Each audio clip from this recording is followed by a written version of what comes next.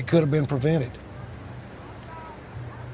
That's the worst part, is this didn't have to happen. Beaches all along the Gulf Coast are clean, they are safe, and they are open for business. I think BP realized it, and we realized it as well, that it was more cost effective for them to sink it and to hide it and disperse it than it was to just clean it up. They just got us out there to get us in front of the cameras, so when they flew over with their helicopters, they could say that we was out there cleaning oil up when we wasn't doing nothing but sinking oil and just making a showing. I don't want dispersants to be the Agent Orange of this oil spill. Dispersed oil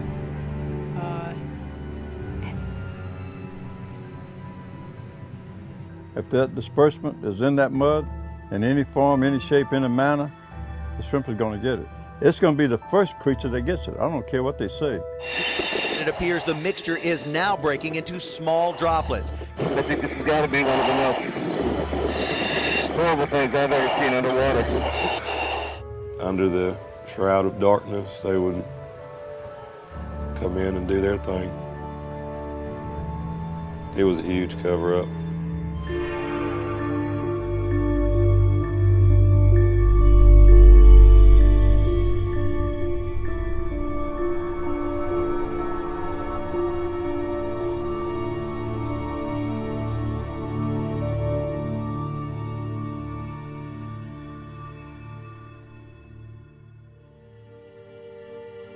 On April 20th, 2010, a BP-leased drilling platform called the Deepwater Horizon exploded, killing 11 crewmates and injuring 16 others. The massive $560 million platform sank in 5,000 feet of water, where it had been drilling roughly 40 miles off the coast of Louisiana.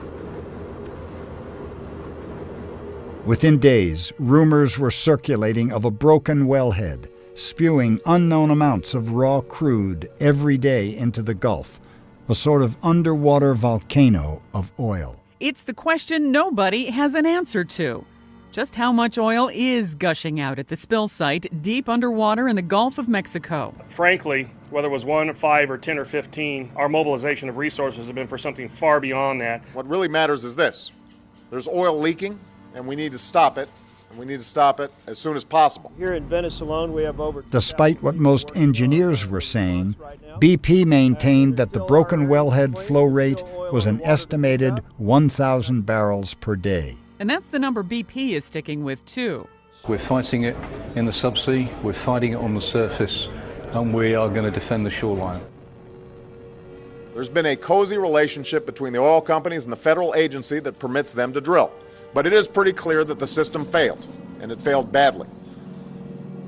The Deepwater Horizon was not equipped with a remote control, acoustically activated cutoff switch, which immediately shuts down wells during blowouts. These switches cost about $500,000, an amount BP earns about every 8 minutes. Acoustic switches are required in offshore drilling in other parts of the world. The United States, however, leaves the choice of installing them to the oil companies. 1 year prior to the blowout, BP submitted a 582-page regional spill plan for the Gulf that was approved by the federal government. However, the plan was flawed. For example, it lists sea lions, seals, sea otters, and walruses as sensitive biological resources in the Gulf. Yet none of these animals live there. It cites Peter Lutz as its national wildlife expert. Peter Lutz had died 5 years earlier. And nowhere in the 582-page government-approved plan does it mention how to stop a deepwater blowout. It was frustrating to see the sort of primitive methods that were being used at first to try to stop this gusher. There was precedent not really a precedent, but close to it anyway, when the Ixtoc spill took place off the coast of Mexico years before. And in the Gulf of Mexico, oil workers are trying to handle a much larger oil spill. A burning offshore oil well is dumping 30,000 barrels of crude each day into the Gulf. The Coast Guard has already said it will be impossible to get it all. In 1979, Mexico's government-owned oil company, Pemex, was drilling an oil well with the drilling rig Sedco when it experienced a blowout. The worst spill in history. Workers are trying to put a giant cone over the well. Airplanes are to be used to drop chemicals on the oil, but there is At its peak, the well was spewing over 1 million gallons of oil per day. Officials were inventing methods to contain it. Mexican officials are calling it Operation Sombrero. Workers have been trying since the weekend to put a 300-ton steel cone over the mouth of the runaway well. 2 relief wells are still being drilled to relieve pressure on the blown-out well, so it eventually can be capped. The Ixtoc spill dealt a crippling blow to the Gulf's marine ecosystem and fishing industry, felt for decades.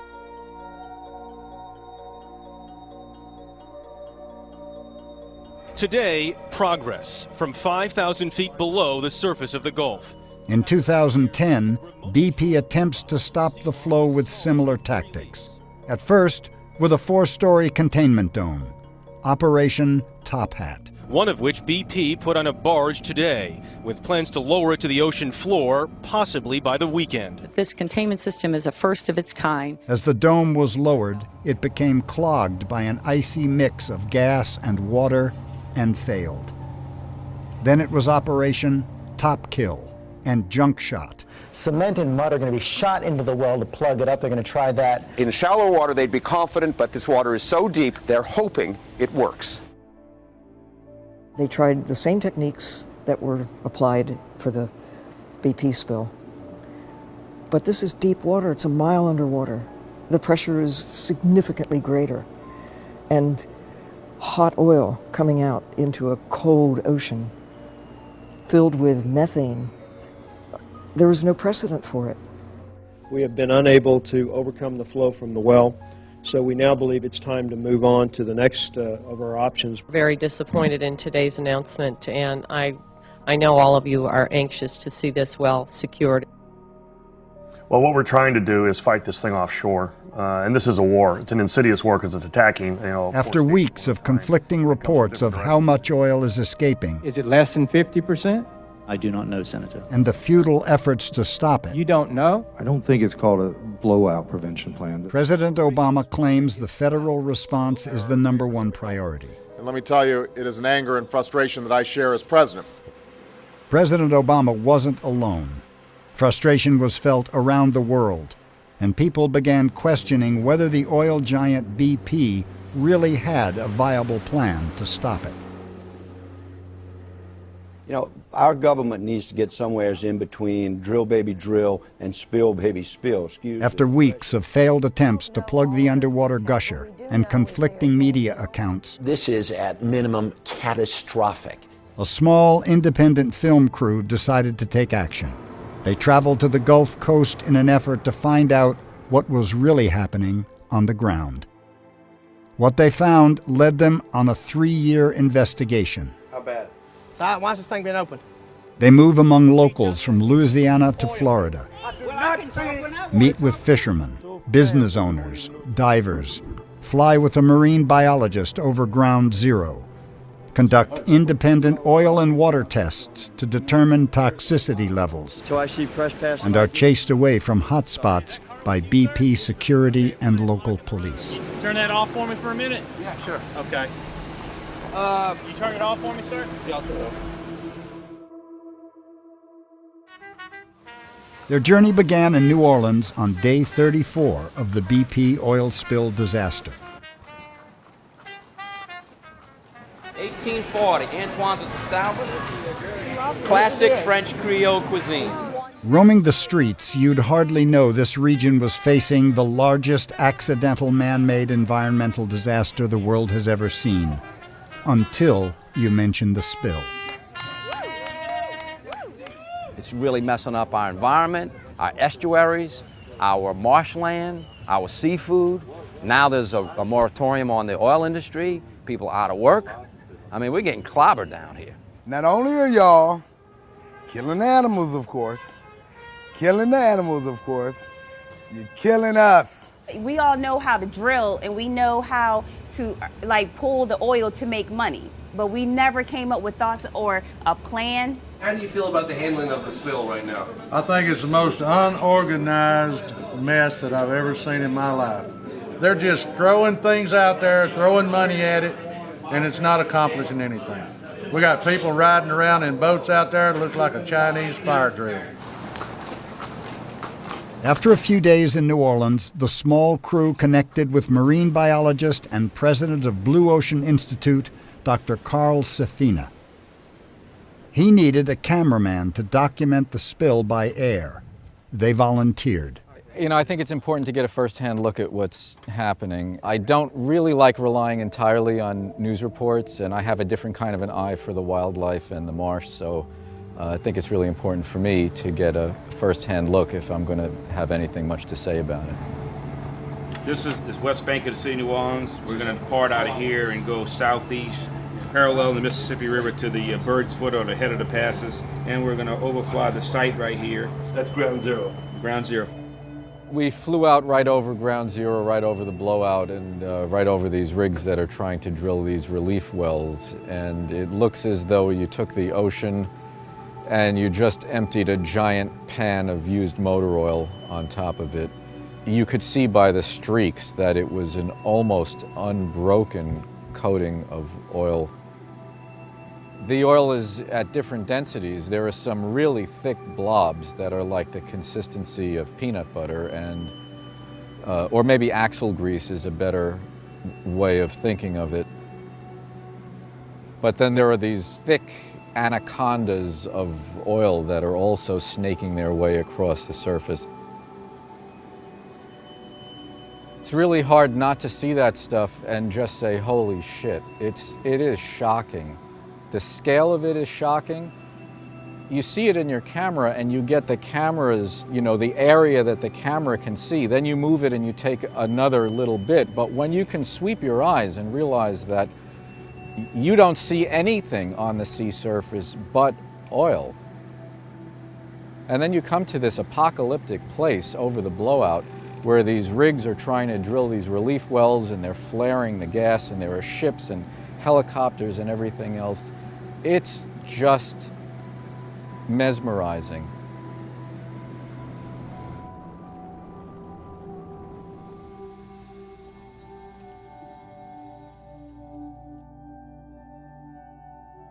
I think the strategy was hide the oil. Their liability is partly based on how much oil. They don't want us to know how much oil. They've been interfering with the public's ability to see and to know.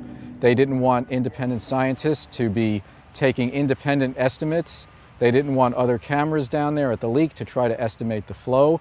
They've been dispersing it at the source. The source is really concentrated. You don't want to take a pollutant and disperse it when you have your hands around its neck right there. What Dr. Safina is talking about is BP's decision to spray the chemical dispersant Corexit on the oil, the ingredients of which were proprietary and banned from use in BP's home country of England. Hundreds of thousands of gallons of chemicals, amounts never seen before, were sprayed by BP into the Gulf, with little to no environmental impact studies conducted. What we thought was a good product. There were some serious concerns raised by officials. I don't want dispersants to be the Agent Orange of this oil spill. In this case, you've got to follow the money. Who saves money by using these toxic dispersants? Well, it's BP. We are still deeply concerned about the things we don't know. The long-term effects on aquatic life are still unknown, and we must make sure that the dispersants that are used are as non-toxic as possible. It wasn't just spraying chemicals with planes on the surface, but also utilizing a technique called subsea injection, pumping chemical dispersants down a mile-long pipe into the oil and gas spewing at the broken wellhead. I believe this is the first use at 5,000 feet and the first test at 5,000 feet. It stuns me to think that we know that we need to utilize dispersants in the event of a spill, and yet we haven't put in place the testing necessary. According to the EPA, the chemical dispersant Corexit that BP chose is far more toxic and much less effective on Louisiana crude than other dispersants. On May 19th, the EPA took action, giving BP this message. We directed BP to look for more effective, less toxic alternative to their current dispersant. The EPA was the only organization that knew the ingredients in Corexit 9527, as they were a trade secret. BP spokesperson Jack Pack assured us that Corexit was pretty effective. The 24 hours that BP was given by the EPA to find less toxic and more effective dispersants came and went. BP continued their use, citing safety and availability concerns with alternatives. We have thousands of boats and almost 100 aircraft still working on this. It came as no surprise. BP was on the board of Nalco, the manufacturer of Corexit. Again, the EPA strikes back, issuing this directive on May 26. BP shall eliminate the surface application of dispersants and seriously reduce subsurface application, going on to state that written permission must be requested in advance if exemptions are to be considered. Bad enough you've got the oil, but then you magnify the impact of the oil by adding dispersants up here at the top and down here at the bottom, especially at the bottom. Bad move, really bad move. It's like having a rotten egg in your hand. What you don't want to do is break the rotten egg and then bake a cake with it, because once that rotten egg is in the cake, you can't get it out. And that's what the dispersant does. It puts a rotten egg into the whole Gulf of Mexico. Cut it off at the pass! Save our back bays! Cut it off at the pass! Save our back bays! How does a place restore itself if even the smallest microbes can't survive, if there is no oxygen in the water and the booms don't work and it carries it in because it's sunken below the surface? How do we clean that up, BP? We don't. We can't. Stop the use of the dispersants. Quit hiding your mess and start cleaning it up.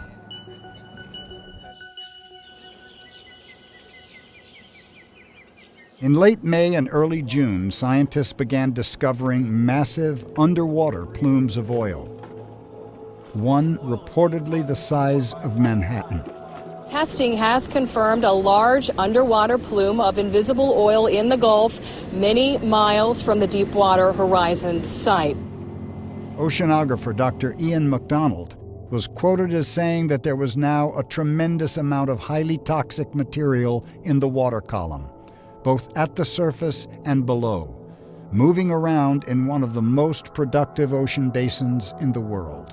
Recently, the head of BP said that there was no evidence that oil plumes are floating below the surface. Unlike what the CEO of BP said, they are not destined to reach the surface. Much of it is destined to float at some depth. But BP, responsible for managing the fallout, appears to be in a perpetual state of denial. They insist all the oil is on top. The oil is on the surface. Do you not believe these plumes exist? Harry, there are not, no one has found any large concentrations of oil beneath the surface. So these scientists are making it has. up. So scientists are making it up. This, critics say, is what BP does not want you to see. Oil and chemical dispersants swirling together into a toxic soup. Oh my God. Forming large plumes under the surface of the water as deep as 25 feet, perhaps deeper. The entire water column is thick with this oil and chemical dispersant mix, and it's absolutely disgusting. I think this has got to be one of the most horrible things I've ever seen underwater. Scientists were deeply concerned with everything from plankton, minute plants and animals that are the foundation of the ocean's food chain, to sperm whales. BP has pumped about 1 million gallons of dispersants into the Gulf. The film crew traveled all along the Gulf states, from Louisiana to Florida during June, July, and August 2010. A captain came in and talked to us about the oil spill.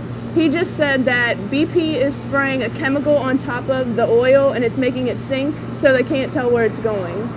Everything that can and would be is being poisoned. All the fish, all the crabs, all the oysters, our life, our sand, everything we live for is slowly being destroyed. And it seems like everything's very slow to fix it, if it ever can be fixed. It's very sad.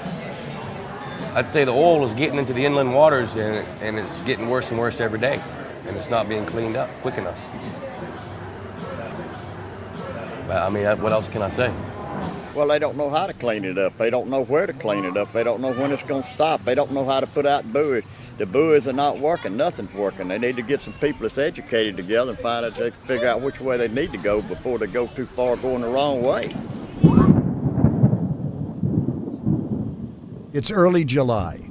The well is spewing something like the Exxon Valdez oil spill every few days, with no end in sight. The U.S. Appeals Court overrules President Obama's ban on new drilling in the Gulf, and the crew is having trouble getting answers on the ground.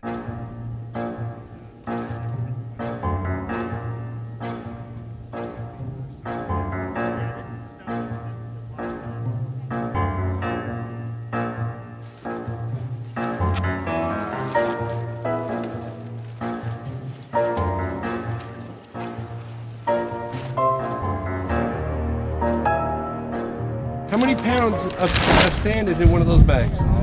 Is anybody allowed to talk to the press, or you guys know? Hey guys, where do these plastic containers go? Is there anybody here who can tell me where those go?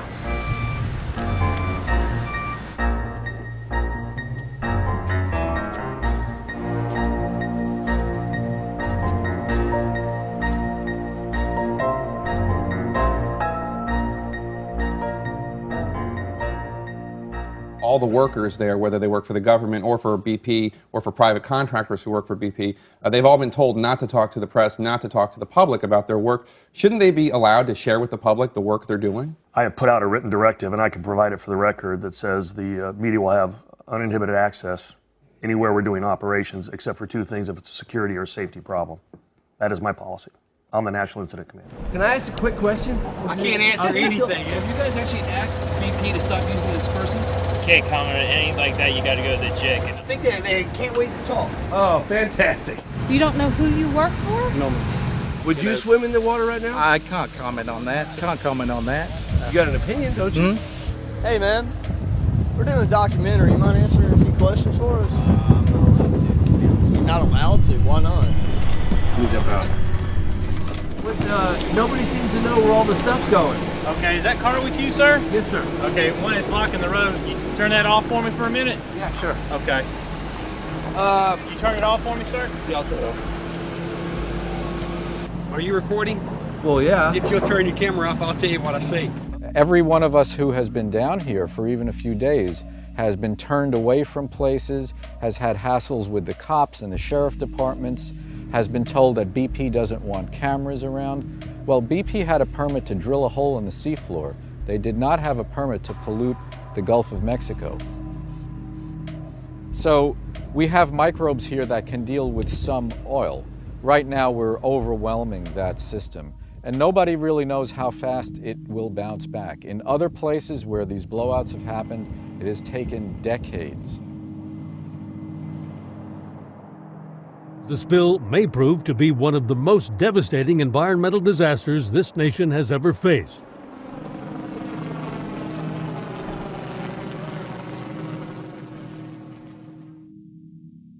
A former BP worker agrees to meet with the film crew, provided they don't reveal his identity.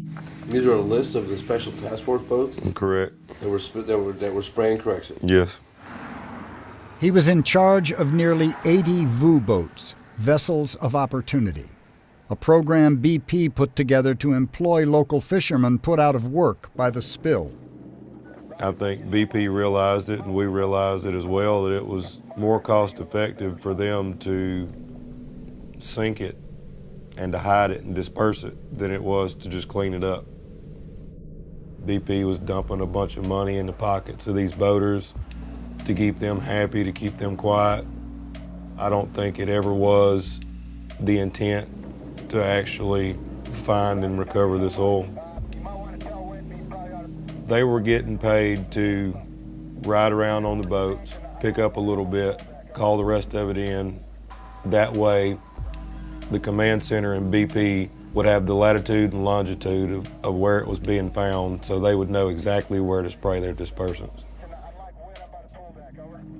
He tells the crew that before sundown, BP collected all of his team's data and then took over.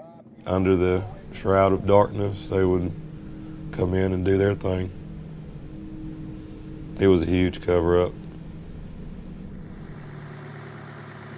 Now, what was a thick peanut butter, brown oil on the surface the day before is now a bubbly mess.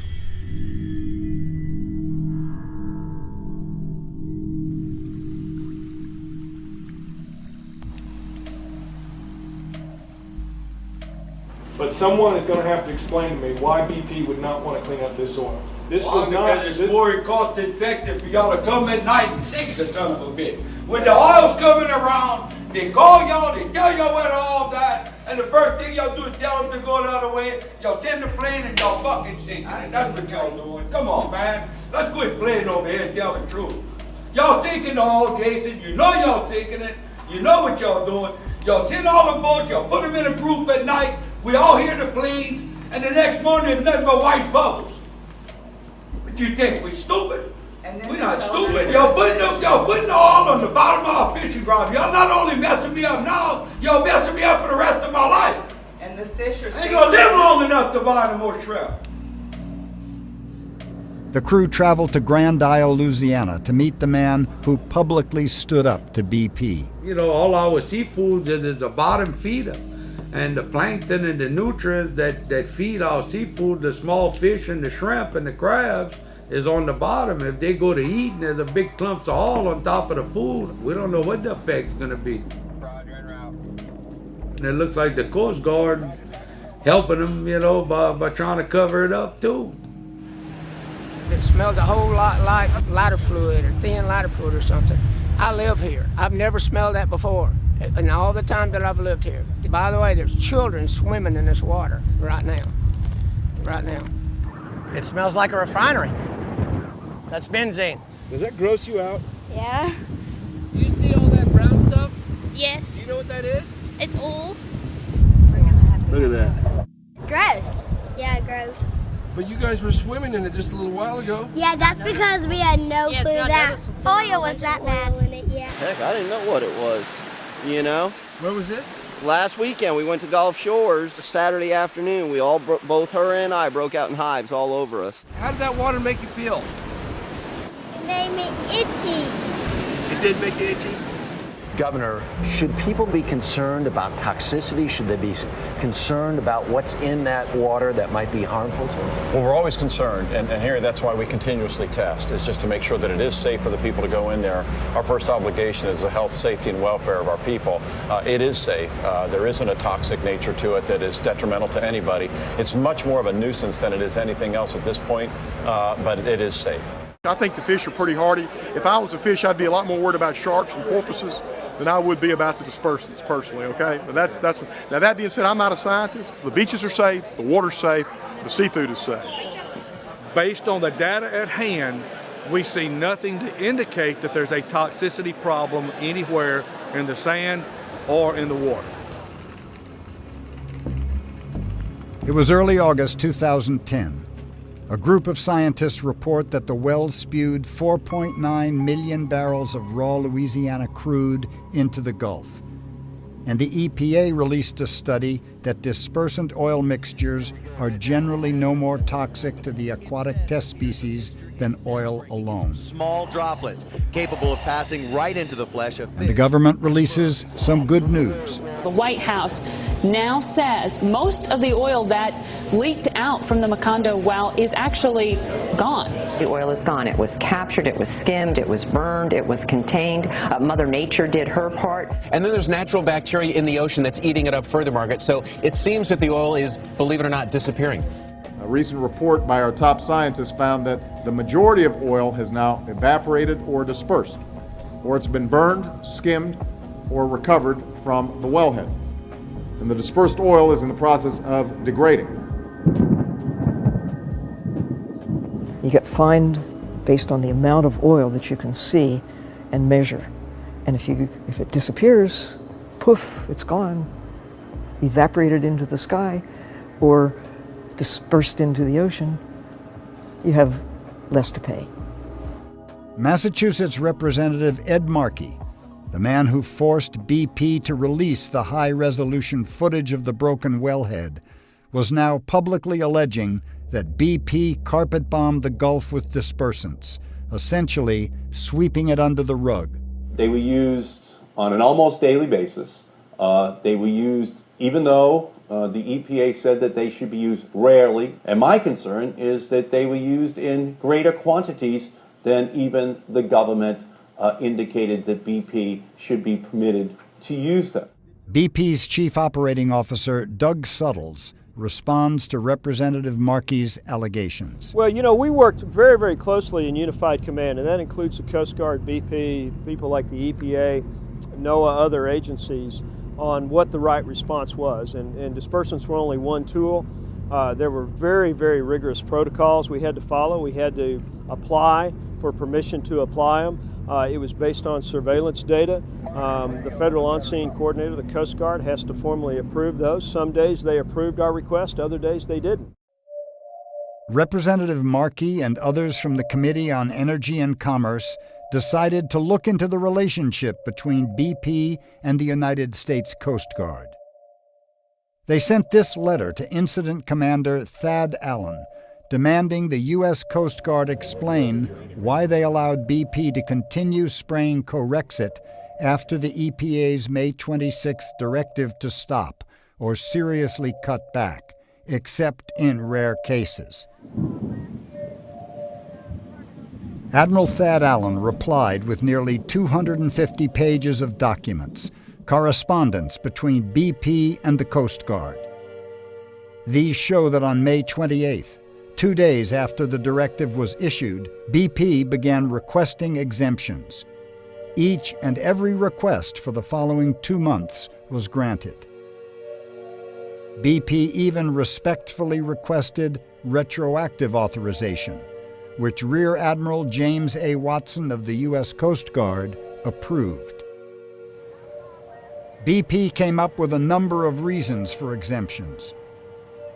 The inability to skim or burn, bad weather, high levels of VOCs, volatile organic compounds, or volumes of oil.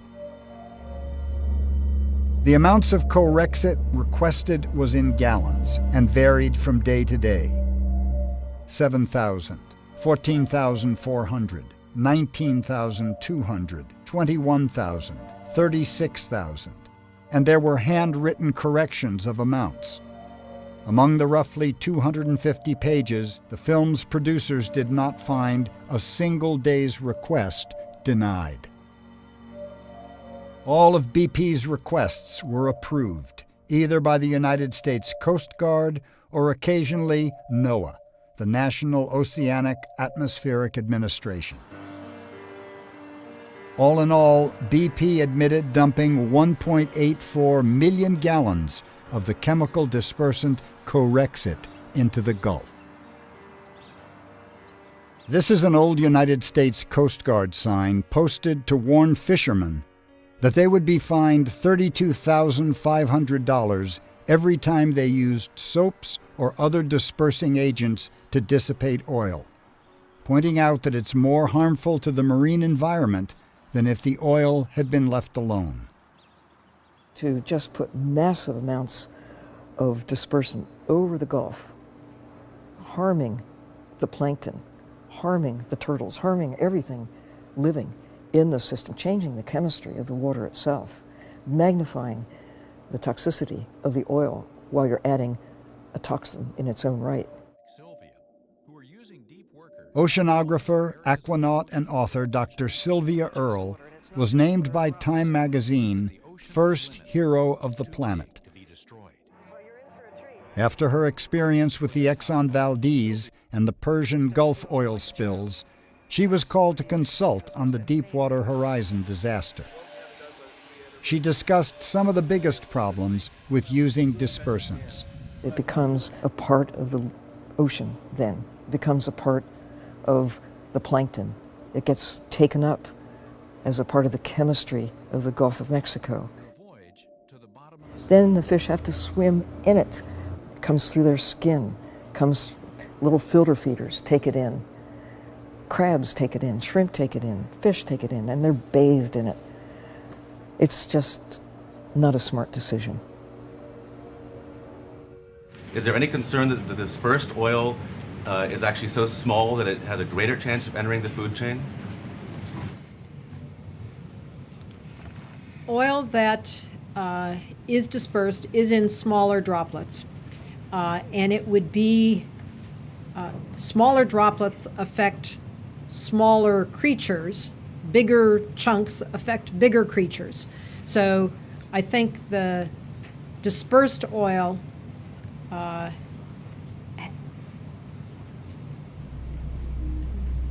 the seafood from the Gulf is the most highly tested seafood in the world. There is no seafood tested nearly as much, not even a fraction as much, as the seafood that's coming out of the Gulf of Mexico. And the seafood is wholesome. We are helping train state and local regulators from the 5 Gulf states in sensory perception in order to be able to detect contamination in seafood coming out of the Gulf. Some are easier than others. Everybody's nose works a little differently. For me, the oysters are a little more challenging to pick up the taint in. I love that shirt, Shut Up and Fish. Oh, yeah. I didn't understand that when they shut the place down. You could fish on the left side, but you couldn't fish off on the right side over here. With a bridge. I didn't understand that either. This is Frank, son of Joe Paddy. Since 1935, the dawn of seafood in the Gulf. I've got shrimp that was frozen pre-BP disaster. That shrimp is a different shrimp than the one that I see in the water catching now. It's different. They say, what's different about it? I said, the head. The head of the shrimp has everything to do with the shrimp. The body is nothing but flesh, meat. The head contains everything in that shrimp like a human body. Our head and our stomach, that's all in the head of a shrimp. And a shrimp, a white shrimp, lives in the mud at nighttime. He comes out in daytime, he, she, it, whatever. A brown shrimp comes out at nighttime and goes in the mud in the daytime. So they all live in the mud, shrimp. All the shrimp lives in the mud. If that disbursement is in that mud, in any form, any shape, any manner, the shrimp is going to get it. It's going to be the first creature that gets it. I don't care what they say. It's going to be a creature that gets it. Well, tell where all the seafood comes from. Somebody told me the other day that the micronism, little creatures that you can't see, is eating up that oil and disbursement so fast that we won't even know it's been there. Can you believe that?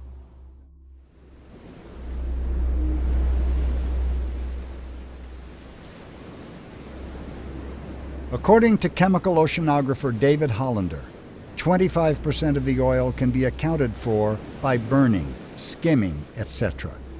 But 75% is still unaccounted for, meaning about 150 million gallons has vanished.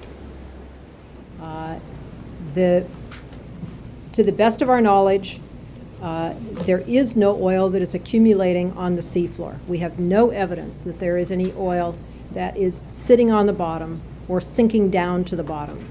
The water laps over the hull as we rocket downwards 5,000 feet. We should be seeing a cacophony of life here, with creatures dreamed up for a sci-fi movie. But on this moonscape, there's nothing crawling around on the surface of the bottom. It's just worm tubes that are collapsed over. It's called oily fluff, and it's thick.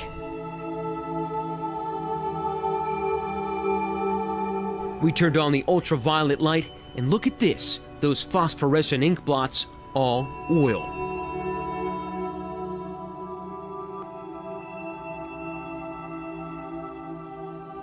Joy and the other scientists dispute a government report that the vast majority of the oil has dissipated. It sank and it's still there, and it's going to degrade very slowly. How slowly? Years to decades.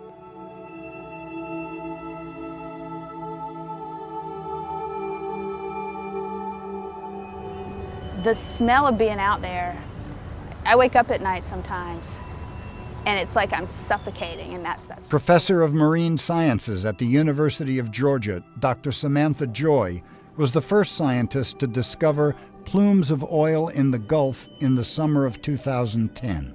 Land right now. The team caught up with her in June of 2011 to discuss her multiple trips to the seabed floor in submarine Alvin. I mean, the surface was a nightmare, but you look under the surface and it didn't stop. The nightmare continued almost all the way to the bottom. And that's what people don't understand. You know, it wasn't just oil on the surface. It was everywhere. It was everywhere. See how it's spattered with, these are dead worms. And it's just like somebody took a paint gun and splattered oil all over the bottom. When you have crude oil components like benzene or xylene or polyaromatic hydrocarbons, those compounds can be measured with specific analytical techniques. When you start dispersing oil and breaking those compounds up, all the dispersants do is it breaks those compounds up. Disappears. The oil goes away. Doesn't take it out of the solution. I mean, if you put 4 sugar cubes in your coffee and you tasted it, your lips would pucker because it would be really sweet. The sugar's in there, it's just not in a solid form. The oil's in there, it's just not as easy to track. Dr. Joy shared some footage of how the seabed floor should look. It's a gelatinous zooplankton.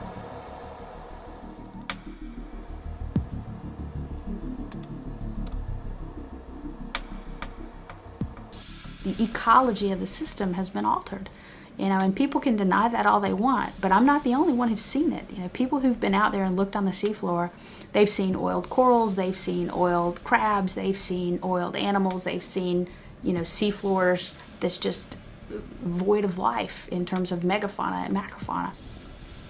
Those sorts of things are going to take years to recover from, if not decades. A number of fishermen agreed to meet with our team, provided they could remain anonymous. Do you work for BP? Hell no. Okay. No. I just got to ask you. No. Got to ask you anyway. Yeah, for sure. I'd say nobody has a clue. Honestly, we don't have a clue. Some species are showing up great. Other species aren't showing up at all. The mammals, porpoises, dolphins, dying like crazy. Everybody's keeping the stuff quiet. I've been on the water all my life. I know things, you know. All that dispersant and everything else they sprayed out there. All them fish have a certain slime on them to keep organisms out of there. Well, it's broke that down. It lets them parasites get in there in that new blood. Well, it makes them sores and lesions on them. And that's exactly what's happening. And I ain't no rocket scientist, but I know that's what's happening. I mean, what y'all want me to tell you, that it's all good? Because it ain't all good. All these commercials running around about all the Alabama commercial fishermen saying it's all good, it's all good. Who are these guys? We don't know them, and I thought we knew everybody. You're lucky if you get 200 pounds. I've been crabbing all my life. I ain't never seen it this bad. But I know things aren't right. They got butterfish that's spitting up purple stuff and their bellies are rotting out of them before they can get them back to market. There's 3 in there. I know the crabs are dying. There's just so many things that's out of place. That's your biggest baseline. Never before You know, they said, well, we need a baseline. Never before is a hell of a baseline. And we're making sure people know that the Gulf is open for business. The beaches are beautiful, the seafood is delicious. Last year, many areas even reported record tourism seasons. The progress continues, but that doesn't mean our job is done. BP's still here, and we're still committed to seeing this through. I'm surprised how little oil was collected. I'm surprised how completely unprepared they were for collecting any oil.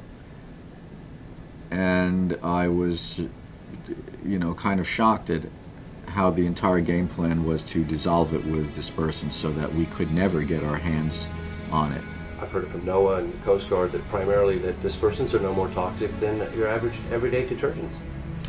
Well, then take a bath in them. You know, who wants to take a bath in Corexit? I don't. And I bet you that you could not get anybody that works for NOAA, the EPA, to take a bath in Corexit.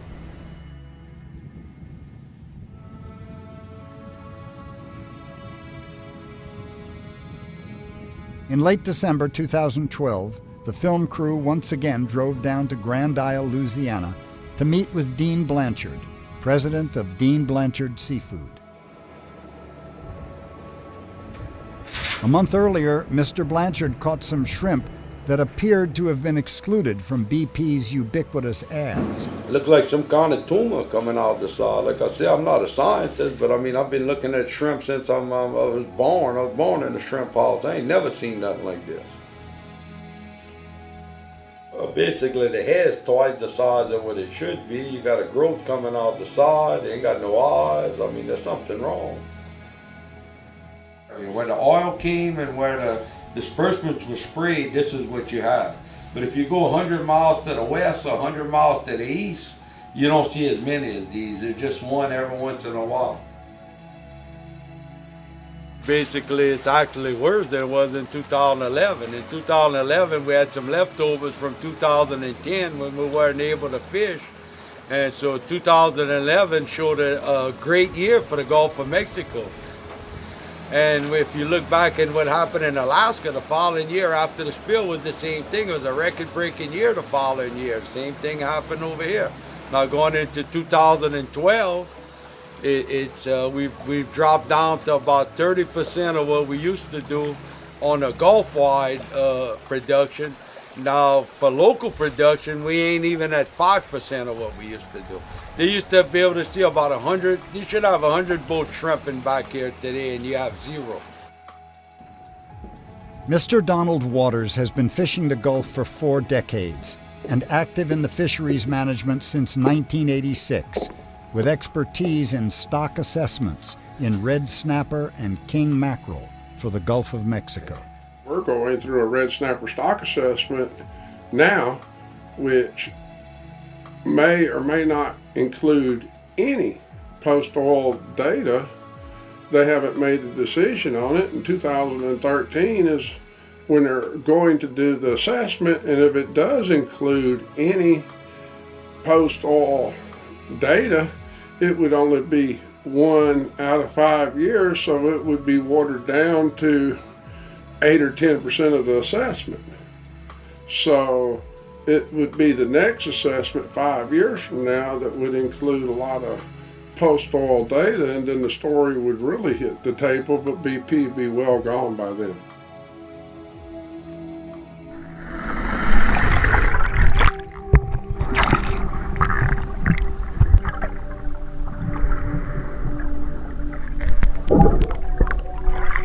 So here we are in 2015, almost to the 5th anniversary of the Deepwater Horizon blowout, and what we've learned is that the impacts on the ecosystem were much broader than we initially anticipated and realized.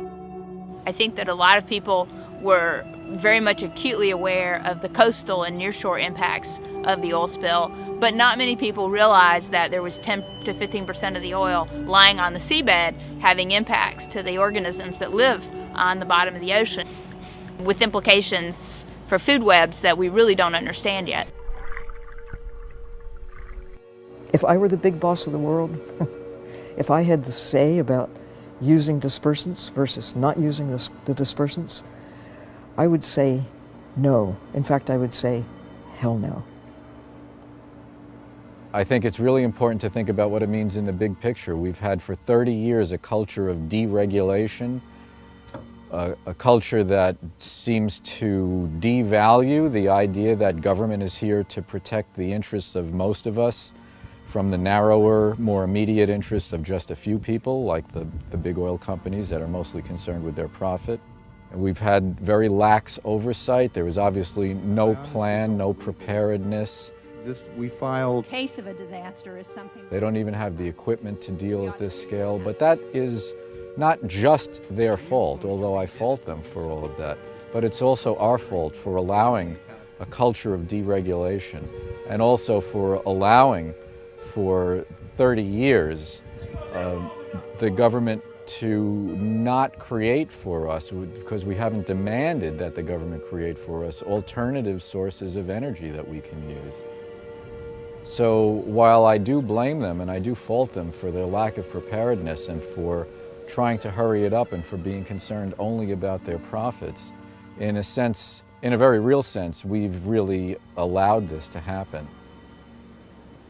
What people got to realize is, even though they don't care about us down here and don't care, you know, what's happening to the Gulf, but just think in your mind, if they're capable of doing that to us, who's going to be next? If I had a chance to talk to President Obama about the Gulf of Mexico, I would plead for the establishment of marine sanctuaries. The mesophotic reefs and the Deepwater coral reefs in the northeastern Gulf in particular, those are just incredible ecosystems with phenomenal biological diversity, and they deserve protection. Under the Antiquities Act, the President can designate areas for protection as monuments. President Bush, in 2006, with a stroke of his pen, designated the area around the Northwest Hawaiian Islands, and later did it again in the Western Pacific, around Rose Atoll and the Mariana Trench and a few other areas. The monuments will prohibit resource destruction or extraction, waste dumping, and commercial fishing. In 2 pen strokes, established areas in the ocean that are greater than all of the national parks put together. President Obama has signed a memorandum to expand a vast marine reserve in the Pacific Ocean. It means commercial fishing and deep-sea mining will be banned in the conservation area. This is a massive zone. It consists of 7 scattered islands, atolls and reefs that lie between Hawaii and American Samoa. The waters that surround these islands are home to corals, seabirds, sharks and vegetation not found anywhere else in the world. It has increased the area of protection by around 1 million square kilometres in this area alone. So that equates to approximately 4 times the size of the surface of the UK. And that will add a significant proportion to the global area of marine conservation zones currently under management. It's only now that we're beginning to fully understand that the ocean matters.